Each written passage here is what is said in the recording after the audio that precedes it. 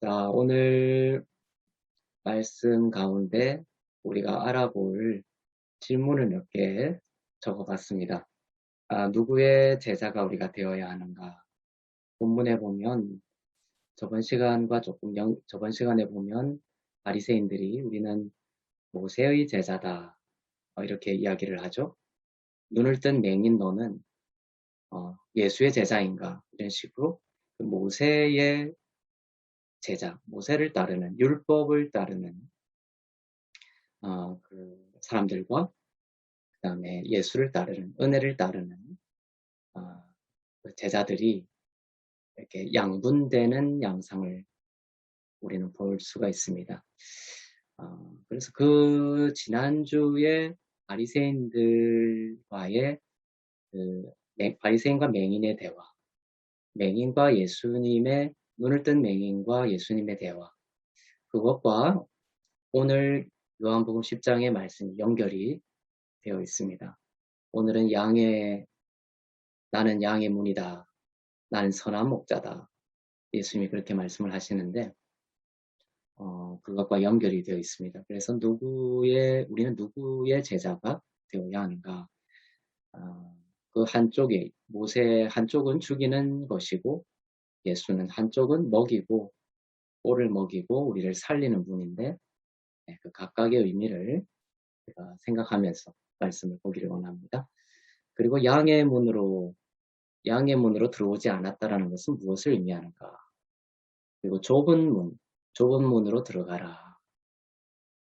이런 성경 구절도 있죠. 오늘 예수님께서 나는 양의 문이다 이렇게 말씀하시는데 그것과 관련해서 좁은 문의 의미에 대해서 한번 살펴볼 것이고 주님이 나는 선한 목자다 이런 말씀하십니다.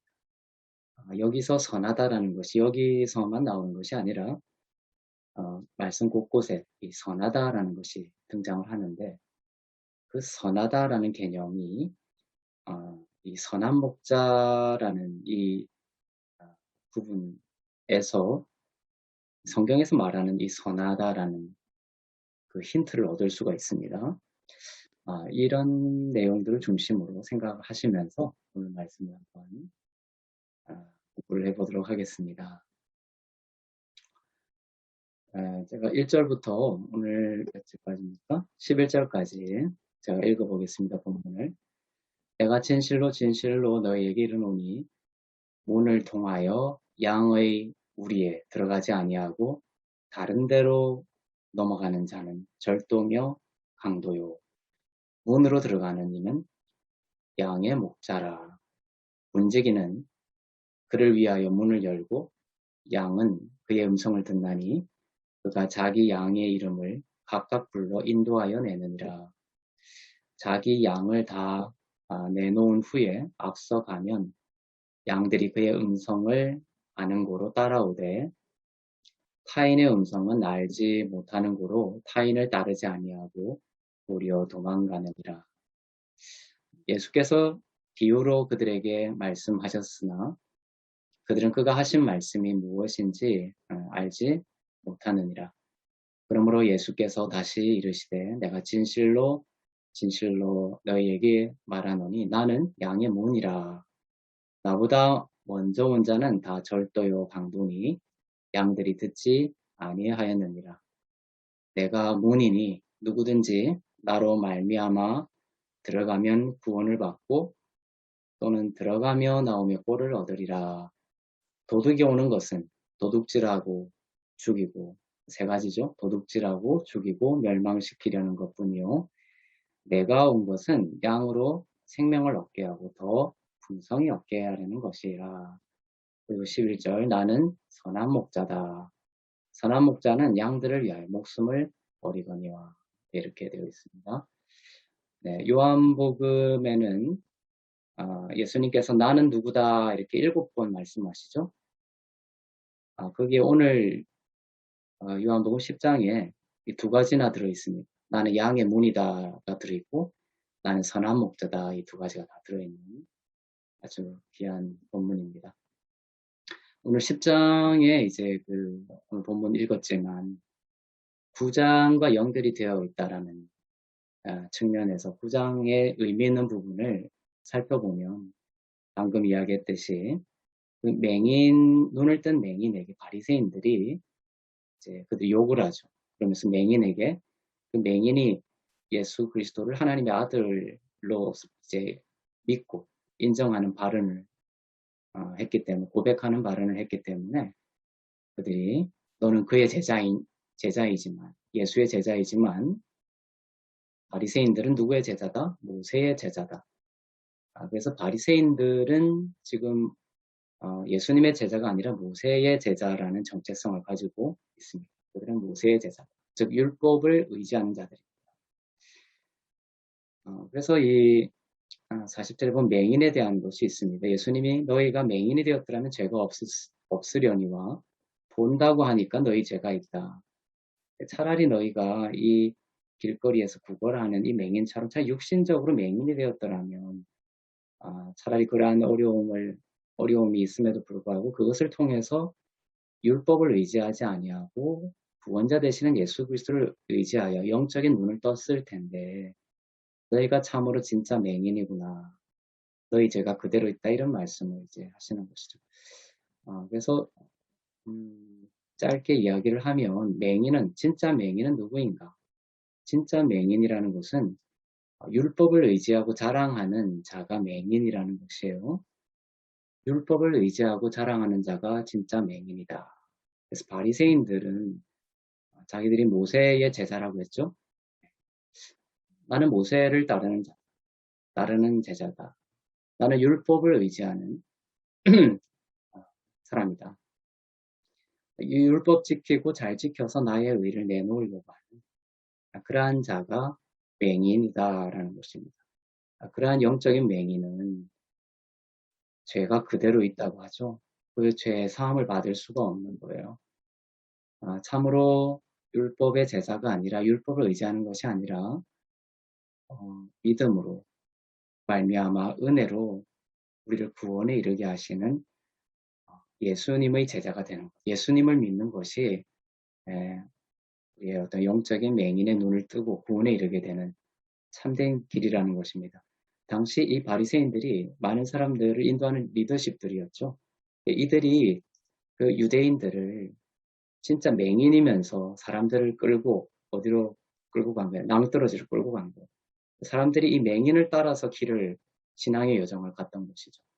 리더십이라는 건 참 중요합니다. 이 리더가 모세의 제자를 따르면 낭떠러지로 떨어져서 죽을 수밖에 없지만 눈을 뜨고 예수의 제자고 은혜를 의지하는 그러한 그 리더십이 있다면 예수 그리스도를 통하여 꼴을 먹고 또 생명을 얻고 또 풍성이 얻는 그런 삶으로 인도가 될 수 있는 것이죠.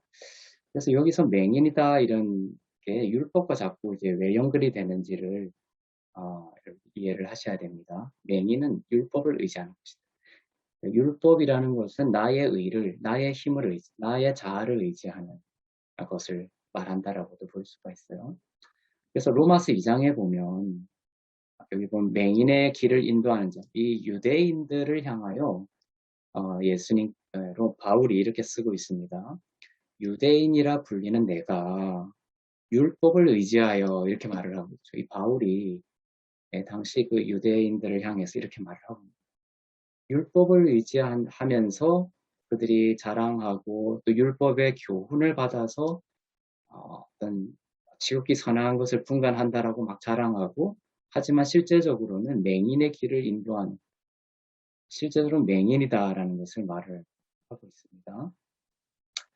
그래서 이 로마서 앞부분에 어떤 맹인과 그다음에 율법을 의지하는 그 유대인들을 향한 바울의 이러한 그 기술 방식을 통해서도 바로 예수님은 이 참된 맹인이 바로 바리새인들이고 바리새인들은 율법을 의지하고 자랑하는 자들이었다라는 것입니다. 이러한 배경을 가지고 오늘 본문 말씀을 보면은 예수님께서 이제 이 맹인의 눈을 뜬 이 사건 다음에 붙어 있는 본문입니다. 내가 진실로 진실로 너희에게 이르노니 이제 문을 통하여 양의 우리에 들어가지 아니하고 다른 데로 넘어가는 자는 절도며 강도요. 문으로 들어가는 이는 양의 목자다. 이렇게 돼 있죠. 이렇게 우리를 생각해 보세요. 그 우리의 양들이 있습니다. 그, 그 우리를 둘러싸고 있는 그런 양우리가 있을 텐데 거기에 들어갈 수 있는 문이 있죠. 네. 근데 그 문으로 들어가는 자가 있고 그 문으로 들어가지 않고 그다음에 그 우리를 뛰어넘어서 우리로 들어가는 자들이 있다라는 것입니다. 네. 그런데 그 문을 통하여 들어가는 자만 참된 목자다. 참된 양의 목자다라는 것을 말씀하고 있습니다.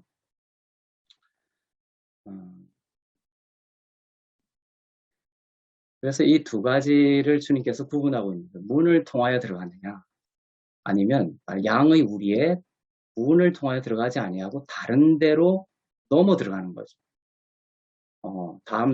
담을 넘어가는 것입니다. 우리를 넘어서 가는 거예요. 문을 통해서 가지 않고. 자, 이 비유가 가지고 있는 것은 이겁니다. 이 문이라는 것은 구원의 문인데요. 하나님이 정해주신 유일한 문이에요. 하나님이 정해주신 구원의 길은 단 하나밖에 없거든요. 사도행전 4장 12절에 보면 다른 이로서는 구원을 받을 수 없다 이렇게 돼 있죠. 천하 사람 중에 구원을 받을 만한 다른 이름을 우리에게 주신 일이 없다. 그러니까 예수님을 통해서 구원받는 길만이 그 문만이 유일한 구원의 길이고 유일한 구원의 문이라는 것을 말씀하시는 거예요. 그래서 이 문으로 들어가는 자가 참된 목자다라는 말은 네, 이 하나님이 정하신 문을 통해서만 참된 구원이 있다는 것을 말합니다. 네. 그것이 구원의 합법적인 방법입니다. 그 문으로 들어가지 않고 담을 띄어서 넘어서 우리로 들어가는 것. 그것은 절도요 강도라고 되어 있습니다. 그래서 로마서 5장 20절에 보면 아주 중요한 말씀인데 율법이 들어온 것은 율법이 우리로 들어가는 방식이 틀려요. 예수님과 율법이 틀리다는 것이에요. 율법은 어떻게 들어가냐면 율법이 들어온 것은 범죄를 더하게 하려 함이라.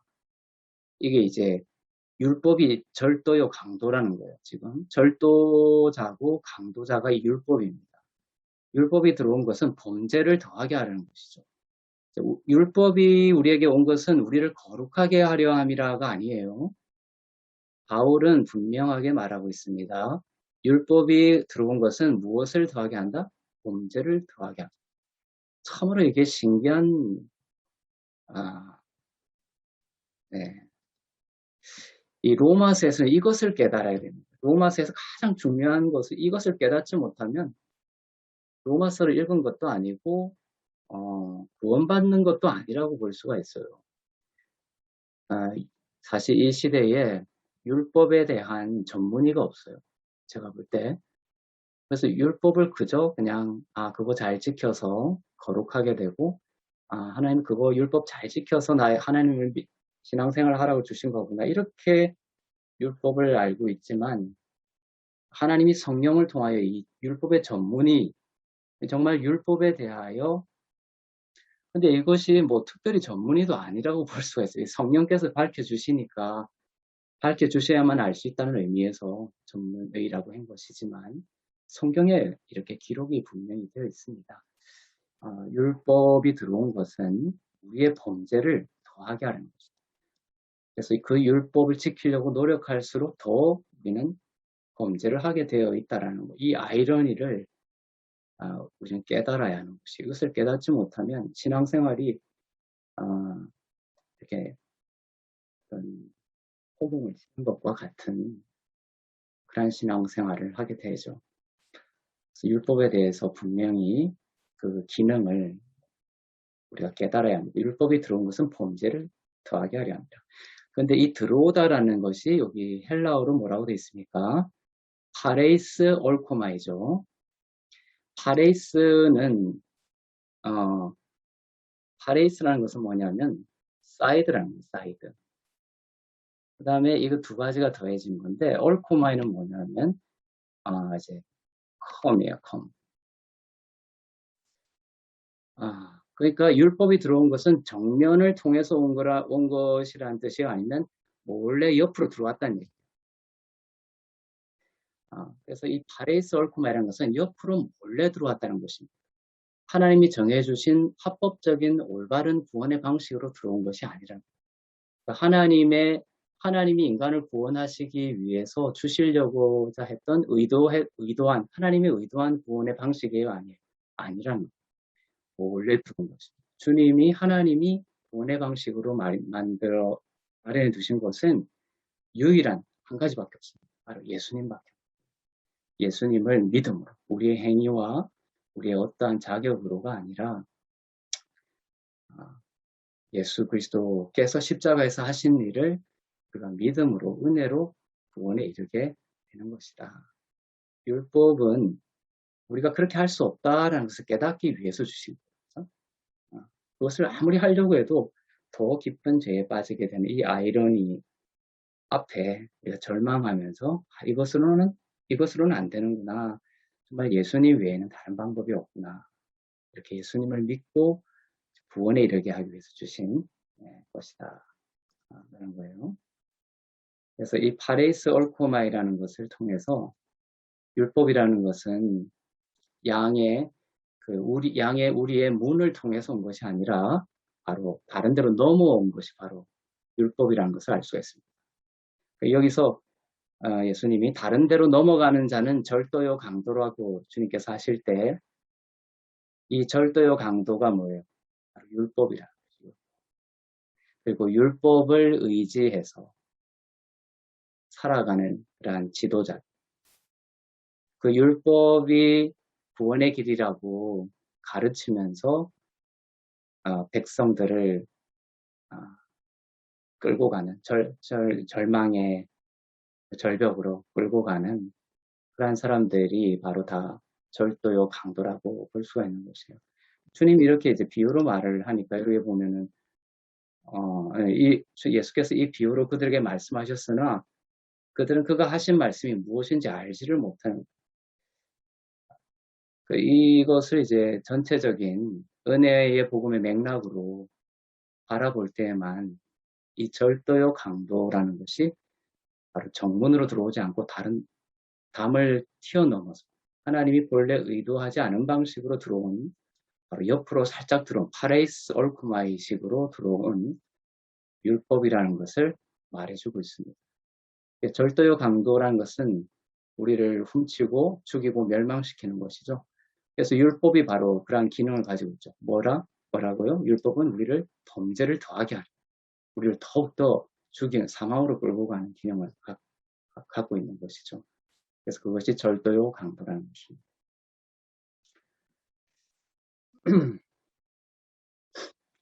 네. 그리고 여기서 이제 문이라는 것이 있습니다. 이 문이라는 것은 예를 들면은 욥이 룻기에 보면 그 보아스라는 예수님을 상징하는 보아스가 있죠. 그다음에 이방 여인 룻이 이제 남편을 잃고 이제 보아스와 이제 결혼을 해야 됩니다. 결혼을 해야 되는데 이 보아스는 예수님을 상징하고 은혜를 상징해요. 그런데 보아스가 이 룻과 결혼을 하고 싶어도 그냥 할 수가 없어요. 그 본문에 보면은 룻기 4장인가 이렇게 보면 보아스가 누구에게 가냐면 그 성문 앞으로 갑니다. 거기 누가 있냐면 장로들이 있어요. 10명의 장로들이 있습니다. 그래서 이것이 이제 그 룻기에만 있는 것이 아니라 이 이스라엘에서 그 성문 앞에 장로들이 있어요. 이런 기술들이 많아요. 왜냐하면 이 성문 앞에 앉아있는 이 장로들이라는 이 표현은 뭐냐면은 이 문이란 성문은 심판의 자리거든요. 구원의 자리이기도 하고 심판의 자리. 이것이 이제 손의 양면과 같습니다. 그러니까 구원이라는 것은 심판이 있으니까 예수를 통하여 이제 구원이 있다는 의미에서 구원과 심판은 이제 손의 양면과 같은데요. 그래서 이 이스라엘 성의 그 문은 구원의 문이기도 하지만, 어떤 심판이라는 것을 거쳐야 된다는 것이에요. 그래서 이스라엘 성문에서 재판이 이루어졌습니다. 그렇죠? 그래서 그 문으로 들어가려면은 이 재판을 통과해야 되는 것이죠. 그런데 엄밀하게 이 거룩한 구원이라는 잣대를 가지고 성문 앞에서 재판이 이루어진다고 봤을 때에 모든 사람은 거기서 다 죽고 성문으로 들어갈 수가 없는 거죠. 그래서 그 성문, 그 재판이 이루어지는 성문으로 예수님이 들어가는 거. 지금 문을 통하여 들어가는 자가 참된 구원자라고 되어 있죠. 그래서 예수님이 양의 문을 통하여 들어간다는 것은 십자가라는 죽음을 우리를 대신하여 십자가의 죽음을 통과해서 들어오시는 구원자라는 것이죠. 무슨 말이냐.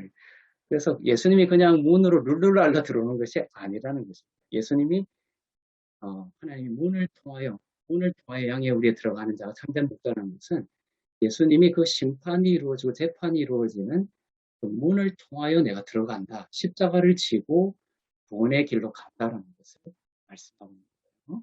네. 그래서 여기 문이라는 것은 단순한 문이 아닙니다. 재판과 심판이 이루어지는 문이에요. 근데 율법은 비겁하죠.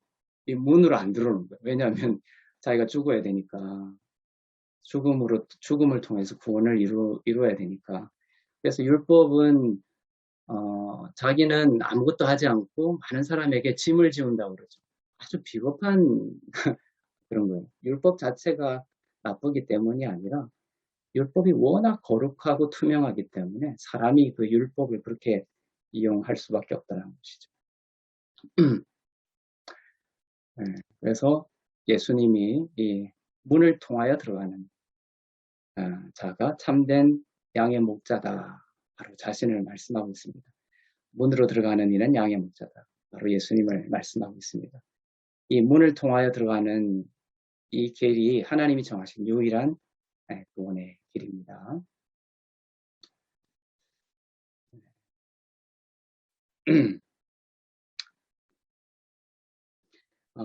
예수님이 이제 문을 통해서 가면 이 문지기, 하나님 아버지 성부 하나님은 문지기는 그를 위해서 문을 열고 이제 그 구원자 되시는 예수님이 양의 목자로서 문을 통하여 우리로 들어갑니다.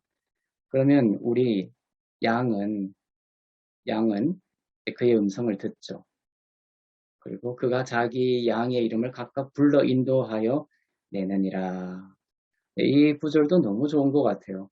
그냥 양들아 이러지 않고 그 양의 이름을 각각 불러 인도하여 내신다라는 것이에요.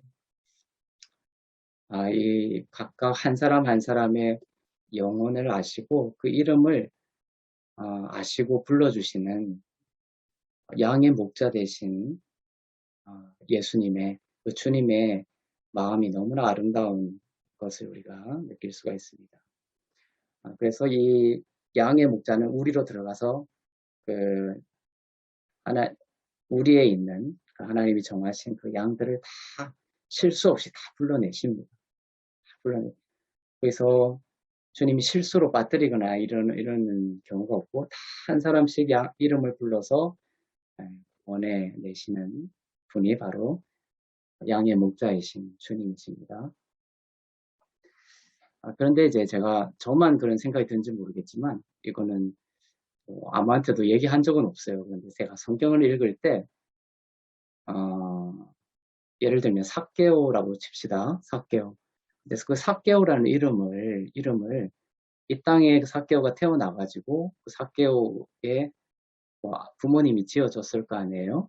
이 땅에서 우리가 이제 불러준 이름이죠. 근데 예수님이 삭개오에게 오셔가지고 삭개오야 이렇게 불러주신다는 거예요. 저는 그게 되게 놀랍더라고요. 네. 저도 이제 참 명분이지만 예수님이 이제 만약에 또 동일하게 이 땅에 오셨을 때 저에게 참 명분아 이렇게 불러주신다는 것이죠.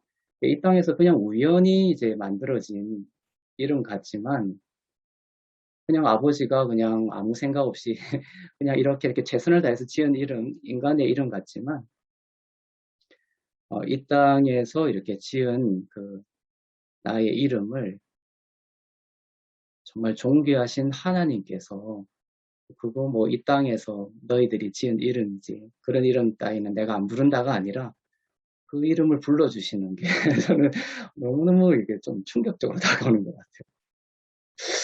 이게 제가 설명이 조금 부족하긴 한데 아, 그래서 제가 이렇게 우리들이 뭔가 이름을 붙이고 우리가 뭔가 누군가의 사소한 어떤 창작을 하고 누군가를 또 하여튼 우리가 하는 이러한 것들 하나하나 사소한 것들을 하나님께서 아주 존귀하게 보고 계시고 불러주시고 그렇게 대우하신다라는 이런 생각이 많이 들었어요.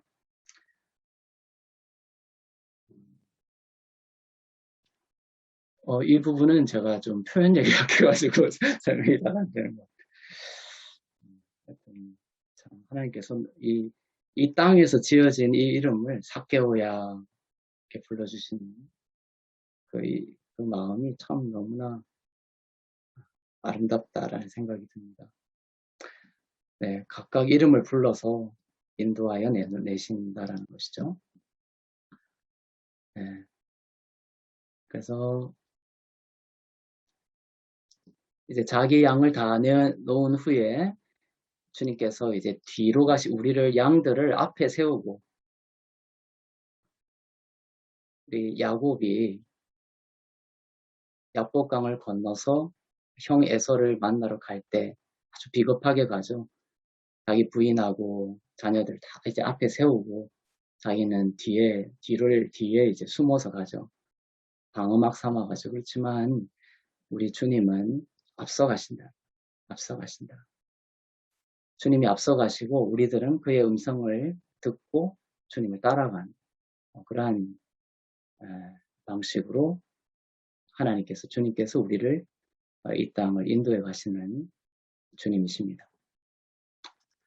양들은 그의 음성을 아는 거로 따라오되 타인의 음성은 알지 못하는 거로 타인을 따르지 아니하고 도리어 도망하느니라. 네. 여기서 타인이라는 것을 한 번 더 생각해 봅시다. 아까 문으로 들어온 양의 목자는 예수님이고 은혜입니다. 믿음입니다. 여기서 타인의 음성은 뭐라고 여러분 생각하실 수 있겠어요? 바로 이제 문으로 들어오지 않은 자의 음성이죠. 담을 타고 들어온 그것의 음성입니다. 그러니까 율법의 음성이요. 율법을 의지한 그 바리새인들, 율법주의 리더들의 음성이요. 육적인 음성이요. 자기중심적인 음성. 이런 것들을 이제 말을 하고 있는 거예요. 여기서 이제 그런 것들을 다 총괄해서 타인의 음성은 율법의 음성을 말합니다. 율법의 음성. 그래서 양들은 그의 음성을 듣죠. 그리고 타인의 음성은 듣지 않고 도리어 도망합니다. 그래서 예수님을 통하여 구원받은 정말 하나님의 백성들은 은혜에 끌리게 되어 있습니다. 이 율법이라던 종교 지도자들, 율법을 가르치고 율법 지상주의로 이제 가르치는 그러한 리더들에 의해서 어느 순간은 그런 율법적인 신앙 속에서의 어떤 삶을 살 수도 있지만 깊이 들여다보면 예수님의 자녀들은 하나님이 정하신 그러한 양들은 그 마음속에 이것은 아니다라는 그런 것을 저는 느낀다고 생각이 들어요. 고통스럽고. 그렇지만 이 방법을 알지 못하고 그러한 종교적인 틀 속에 갇혀서 신음하고 있는 시간들이 있지만 결국은 은혜의 음성을 들으면 반드시 그 은혜의 음성에 예수님의 음성에 따라오게 되어 있다는 것이 하나님 정하신 양들은. 그렇지만 끝없이 예수를 믿는다고 하면서도 이 율법이 우리를 구원할 거야 라는 식으로 이 율법 속에서 평안함을 느끼고 이 율법이 나의 빛이고 길이라고 하는 끝없는 그렇게 매몰된 사람은 저는 신이 아니기 때문에 그 사람이 구원을 받았다 안 받았다 이렇게 말을 할 수는 없습니다. 하지만 성경이 율법으로는 구원을 이룰 수 없다라고 했기 때문에 성경이 이제 그것을 한번 이제 생각해 볼 필요가 있습니다. 은혜를 아무리 이야기하고 믿음으로, 은혜로, 정말 예수를 믿는 믿음으로 구원에 이른다라고 아무리 이야기를 해도 그 음성을 따라가지 않는 자라면, 그죠? 과연 그 사람은 구원을 받았을까? 이렇게 한번 이제 생각을 해볼 필요가 있습니다. 왜냐하면 정말 양들은 그의 음성을 듣게 돼 있거든요. 이것이 이제 듣고 딱 그냥 막 따른다 이런 차원보다도 많은 고통의 시간이 있고 또 흔들리는 시간들도 있고 하지만 그러한 긴 구원의 시간 가운데 반드시 이러한 은혜에 끌리게 돼 있다는 것이에요. 왜냐하면 구원은 은혜로 이루어지는 것이기 때문에 그렇습니다. 그래서 타인의 음성은 알지 못하는 거로 타인을 따르지 아니하고 도리어 어떻게 한다? 도망한다. 율법으로부터 도망가게 돼 있습니다. 그래서 그 아브라함 갈라디아서에서도 나와 있지만 또 아브라함에게 하나님께서 하갈을 쫓아내라 이렇게 했고 갈라디아서에서 보면 아브라함이 하갈을 쫓아낸 사건을 가지고 와서 설명을 하죠. 그것은 바로 율법을 쫓아내라 이런 뜻이라는 것을 말씀하고 있습니다. 그래서 은혜와 율법이 한 지붕 아래에서 살 수 없어요. 사라와 하갈이 한 지붕에서 한 지붕 아래에서 살 수 없습니다. 하나님의 집 아래에서 같이 살 수 없다는 거예요. 그래서 아브라함에게 하갈을 계속해서 쫓아내라고 하나님께서 구약에서 하셨던 이유가 바로 그것이다.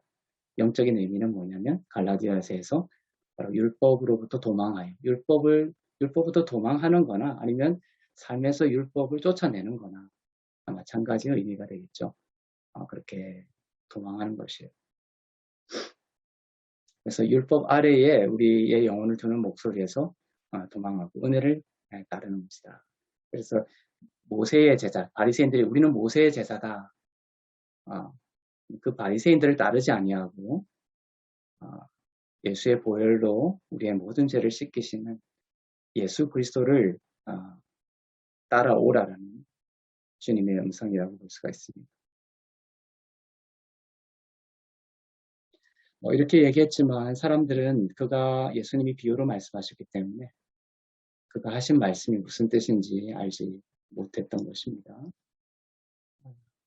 그러나 우리는 이제 귀한 로마서도 있고 갈라디아서도 있고 거기서 이 비유를 명확하게 성령께서 풀어주셨기 때문에 우리는 이 비유를 성령을 통하여 또한 더욱 이제 분명하게 알 수 있는 축복의 시간들을 보내고 있는 것입니다. 네. 자. 그 다음에, 양의 문이다. 예수께서 이르시되 내가 진실로 너에게 말하노니 나는 양의 문이다. 이렇게 했죠. 예수님은, 그 양을 통해, 그 우리의 그 문을 통해서 들어가는 양의 목자이지만 또한 동시에 뭡니까? 양의 문인 거예요. 그래서 양들도 이 문을 통해서 들고 나갈 때만 구원에 이를 수가 있습니다. 네. 문이라는 것이 이 뒤에 제가 적어놓긴 했지만 내가 문이라고 했죠. 내가 문이기 때문에 예수님이 문이라는 거예요. 예수님께서 십자가에서 이미 심판을 다 담당하시고 그 문이라는 것이 그런 것이라고 했죠. 담당하시고 구원의 길을 만들어 놓으셨어요. 우리는 믿기만 하면, 그 문을 통과하기만 하면 구원에 이르게 되는 거예요. 다른 게 필요가 없습니다. 문을 통과하기만 되는 거예요. 그냥 입국 심사장처럼 그냥 그 문을 통과하기만 하면 그냥 구원 받은 자가 되는 거예요. 누구든지 나로 말미암아 들어가는 거예요. 그 사람의 어떠함을 통해서가 아니라 이 문만 통과하면 되는 거예요. 예수님을 의지하기만 하면 구원을 받고 또한 그 문을 통해서 들고 나가는 꼴을 생명을 얻는다는 것입니다. 그래서 이 문이라는 개념은 아주 그런 개념입니다. 양의 선한 행위로서가 아니라 문이신 예수님을 통하면 구원에 이를 수 있다라는 것을 말합니다. 그래서 고린도전서 1장 30절에서 예수는 하나님으로부터 나와서 우리에게 지혜와 의로움과 거룩함과 무엇이 된다? 구원함이 되신다. 예수님이 구원자가 되신다는 거예요. 네. 그래서 예수님이 구원의 문입니다. 예수님을 믿기만 하면 구원에 이를 수 있다. 근데 바리새인들은 모세의 제자라고 자칭했던 바리새인들은 그렇게 하지 않았죠. 이 율법을 잘 지켜야 된다라고 했던 거예요. 너희들이 흠이 없어야 된다라고 했던 거예요. 하지만 예수님은 너희들이 아무리 연약하고 죄 가운데 있더라도 나를 믿기만 하면 구원에 이를 수 있다라고 하셨던 거예요. 왜냐하면 예수의 피가 그 모든 죄를 씻으시기 때문에 그렇습니다. 그래서 예수님은 그 주위에 죄인들밖에 없었어요. 세리들, 창녀들, 그런 사람들이 있었기 때문에 예수님의 별명이 죄인들의 친구 이런 별명을 가지고 있을 정도로 예수님 주위에는 많은 죄인들이 있었습니다. 바리새인들 주위에는 죄인들이 있었을까요? 그렇지 않겠죠. 바리새인들 주위에는 내적으로는 그런 많은 죄를 저지르겠지만 외연적으로는 나는 깨끗하네 하는 그러한 위선적인 사람들만 있었겠죠. 주님 옆에는 정말로 그냥 기댈 곳 없는 죄인들이 예수님 주변에 늘 있었다라는 것이에요. 네, 그래서 이제 아까 중요한 이 부분을 보겠습니다. 성경에 보면 좁은 문으로 들어가라 이런 구절 있죠? 좁은 문으로 들어가라. 우리가 좁은 문으로 들어가라. 세상 사람들은 넓은 문으로 들어가기를 원하는데 구원의 문, 예수 그리스도라는 그 십자가의 문은 좁은 문이다 이렇게 돼 있죠. 그래서 이 좁은 문의 의미를 지금까지는 많은 사람들이 고통당하고 힘들고 그다음에 그러한 가시밭길과 같은 그러한 문으로만 생각을 했다라는 것이에요. 그렇지만은 좁은 문으로 들어가라라는 것은 세상 사람들은 좁은 문으로 안 들어갑니다. 그런데 구원이라는 것은 좁은 문으로 들어가는 거예요. 그래서 좁은 문의 의미는 유일성을 말하는 것입니다. 근본적으로 유일성. 아시겠죠? 이게 왜 좁은 문이냐면은 타락한 인간의 자연 상태는 은혜를 의지하는 것이 아니라 육을 의지하게 되어 있습니다. 첫사람 아담이 타락하면서 그 땅을 기경하고 노동하고 이러한 그 저주를 받았죠. 인간의 육신은 끝없이 자기의 힘과 노력을 의지하여 구원에 기여하고자 하는 육적인 죄성이 있는 거예요. 그것이 이제 율법이 딱 주어져서 그걸 폭로시키는 거거든요. 율법이 딱 주어지니까 인간이 얼마나 좋아요? 이것도 하고 저것도 할 수 있구나. 내가 이거 다 지켜서 나의 육신을 기경해서 구원에 이르러야지. 그걸 폭로시켜주기 위해서 율법이 주어진 거거든요. 그러니까 그렇게 사람들은 자연 상태에서는 그러한 인간의 힘을 의지해서 노력을 의지해서 인간의 자격을 의지해서 구원에 이르려고 하는 그 길, 그 문은 넓은 문이에요, 좁은 문이에요. 넓은 문이라. 많은 사람들이 글로 간다는 거예요, 글로. 아시겠죠? 근데 예수님이라는 이 길이 왜 좁은 문이냐면, 인간의 육신, 반육신적이고,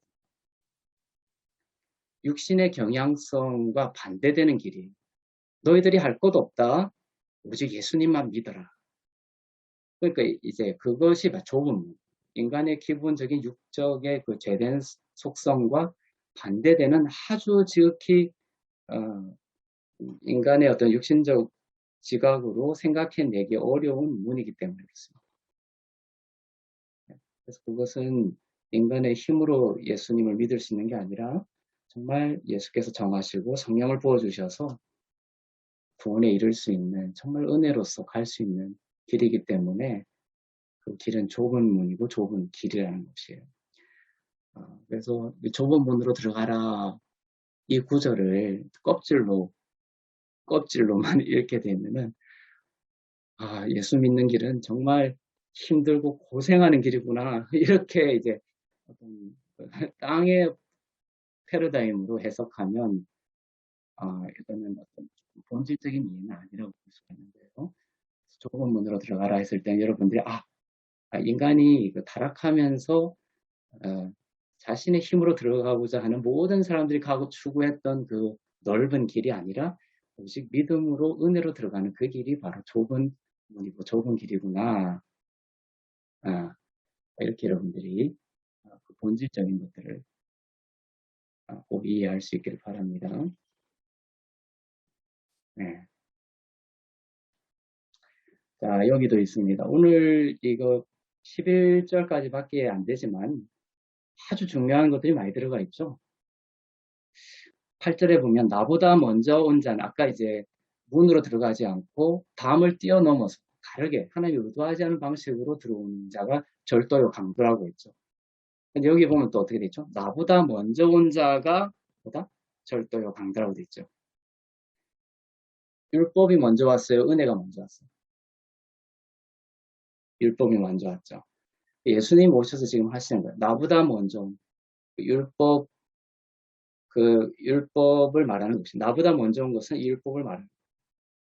그리고 그 율법을 준 모세를 의지하고 율법의 제자요 또 모세의 제자라고 했던 그 모든 패러다임을 지금 주님께서 부수고 무너뜨리고 있는 것입니다. 다 절도요 강도였다는 것입니다. 양들이 듣지 않는다. 참된 양은 그걸 듣지 않는다는 것입니다. 은혜보다 먼저 온 자가 바로 율법이라는 것입니다.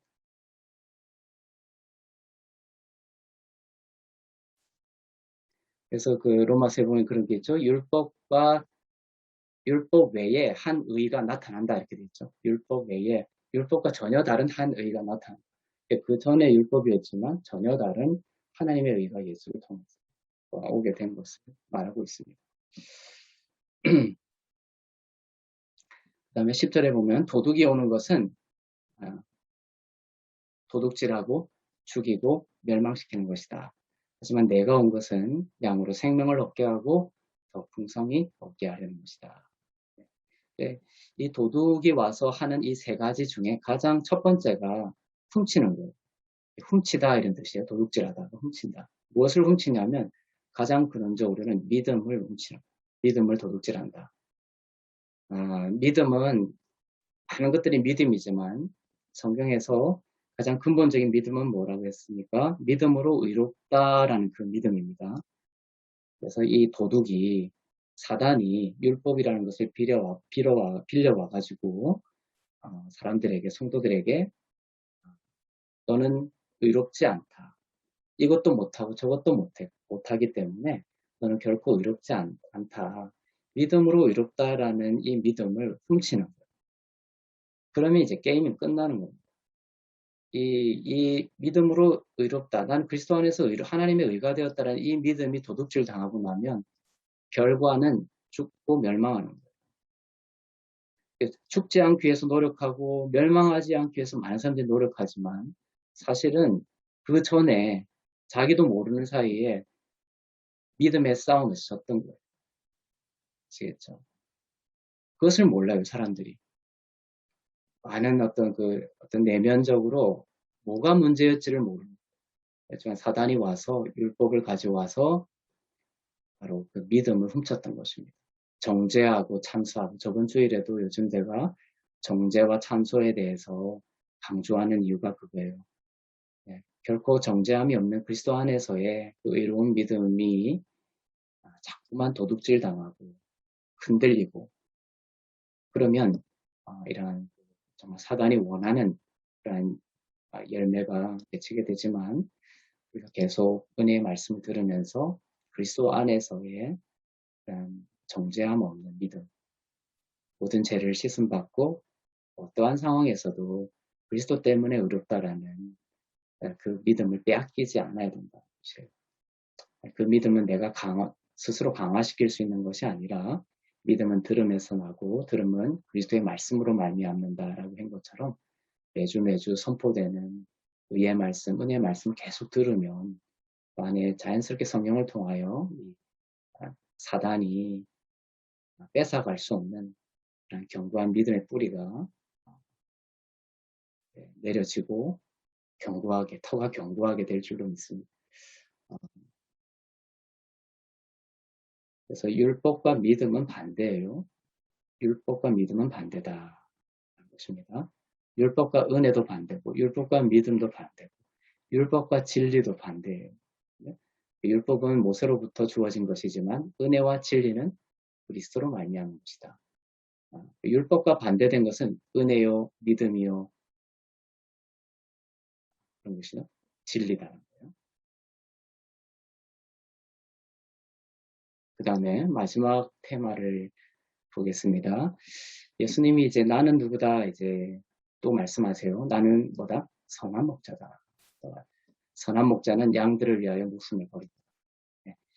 여기서 이제 선하다라는 것이 나오는데 이제 히브리어로는 이것이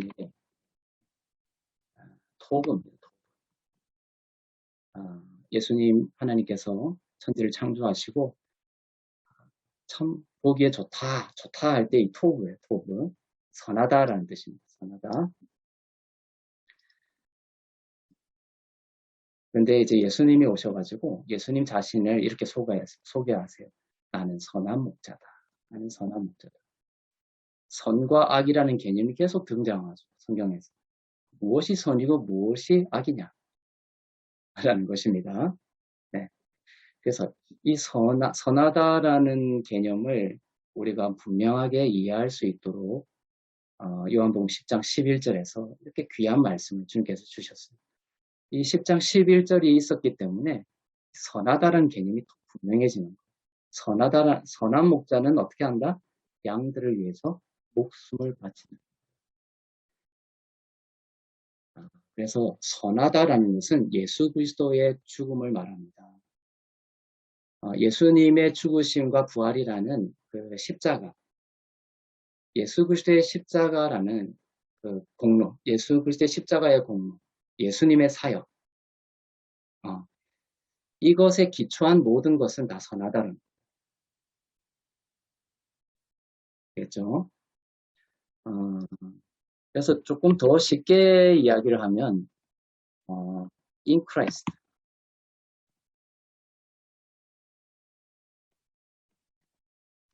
예수 안에 있는 건 다 선한 거예요, 선한. 하지만,